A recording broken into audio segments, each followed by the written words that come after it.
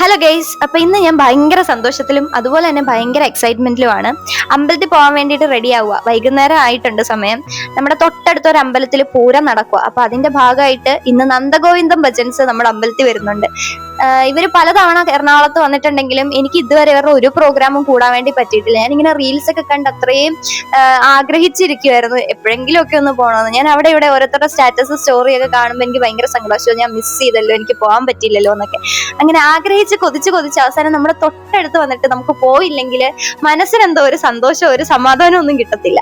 അപ്പൊ ഞാൻ ഓർത്തു എന്നാ പിന്നെ നേരെ അമ്പലത്തിലേക്ക് വെച്ച് പിടിക്കാന്ന്. പിന്നെ ഒന്നും നോക്കില്ല, വേഗം കുളിച്ചൊരുങ്ങി റെഡിയായി ഇതേ അമ്പലത്തിലേക്ക് പോകാൻ വേണ്ടി പോവാണ്. ഇതിന്റെ ഒരു സെക്കൻഡ് പാർട്ട് ഉണ്ടാവും, അവിടെ ചെല്ലുന്നതും എന്റെ എക്സൈറ്റ്മെന്റും അവിടുത്തെ വീഡിയോസും കാര്യങ്ങളും എല്ലാം അടുത്തൊരു പാർട്ടായിട്ടില്ല. അല്ലെങ്കിൽ എല്ലാം കൂടി ഇതിന്റെ അകത്ത് തികയില്ല. അതാണ്. പിന്നെ ഞാൻ എപ്പോഴും റെഡി ആവുന്ന സമയത്ത് ഇതേപോലെ ചിപ്പി വന്നിട്ട് എന്തെങ്കിലുമൊക്കെ കുസൃതികൾ ഒപ്പിക്കും. ഞാൻ അവളെ വഴക്ക് പറയും, ഞങ്ങൾ തമ്മിലുള്ള ഒരു സംസാരം, അതൊന്നും ഇല്ലാതെ എനിക്കൊരു റെഡിയാവലില്ല സത്യം പറഞ്ഞ. പിന്നെ എനിക്ക് ആകെയുള്ള ഒരു സങ്കടം എന്താന്ന് വെച്ച് കഴിഞ്ഞാൽ എന്റെ മുടി നന്നായിട്ട് കൊഴിയുന്നുണ്ട്. നന്നായിട്ടെന്ന് പറഞ്ഞു കഴിഞ്ഞാൽ നന്നായിട്ട്, ഇപ്പൊ വന്നോന്നൊന്നുമില്ല, അതുപോലെ മുടി കൊഴിയുന്നുണ്ട്. എന്താണ് കാരണം എന്ന് എനിക്ക് അറിയത്തില്ല.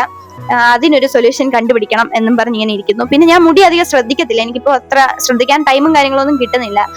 ഫൈനൽ ഇയറും അതിന്റെ കുറച്ച് തിരക്കൊക്കെ ആയതുകൊണ്ട് അതങ്ങനെ. പിന്നെ എന്നും ഞാൻ പറയുന്ന പോലെ തന്നെ കുപ്പിവള ഭയങ്കര ഇഷ്ടമാണ്. അപ്പൊ ഞാൻ പച്ച ഉടുപ്പിന് മാച്ചായിട്ട് പച്ച കുപ്പിവളയൊക്കെ ഇട്ടിട്ടാണ് പോകുന്നത്. പിന്നെ കമ്മല് നമ്മുടെ അച്ചു മേടിച്ചെന്ന കമ്മലാണ്, അതിന്റെ ഭംഗി എന്നും ആ കമ്മലിനുണ്ട്. ഒരിടത്ത് അടങ്ങിയിരിക്കുക എന്ന് പറയുന്നത് എന്നെ സംബന്ധിച്ച് വലിയൊരു ടാസ്ക് ആണ്. കാരണം ഭയങ്കര ബുദ്ധിമുട്ടാണ് എന്നെ ഒരിടത്ത് അടക്കി ഇരുത്തുക എന്ന് പറയുന്നത്. ഇപ്പം ഒരുങ്ങുമ്പോഴാണെങ്കിലും അല്ലെങ്കിൽ എന്തെങ്കിലുമൊക്കെ ചെയ്യുമ്പോഴാണെങ്കിലും ഇങ്ങനെ ഇടയ്ക്ക് സ്റ്റെപ്പ് ഇടുക, പാട്ട് പാടാനൊന്നും കഴിവില്ല, എന്നാലും ഇങ്ങനെ പാട്ട് പാടുക, ഇതൊക്കെയാണ് എൻ്റെ ഒരു ഹോബി എന്ന് പറയുന്നത്. അങ്ങനെ ഫൈനലി കേസ് എന്തായാലും റെഡി ആയിട്ടുണ്ട്. ഇനി നമുക്ക് വേഗം പോണം. ഞാൻ അതിന്റെ എക്സൈറ്റ്മെന്റിലാണ്. അപ്പൊ ബൈ.